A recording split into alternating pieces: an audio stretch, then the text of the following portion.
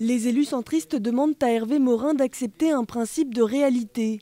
Une phrase polie pour conjurer le leader du nouveau centre d'épargner le parti du ridicule de sa candidature.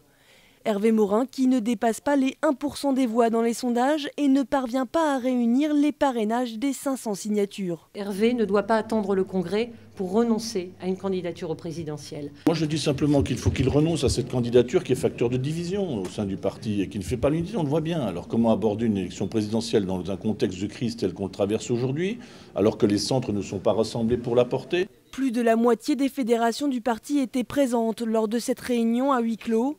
Et il n'y avait guère que le secrétaire général du nouveau centre pour défendre la candidature d'Hervé Morin.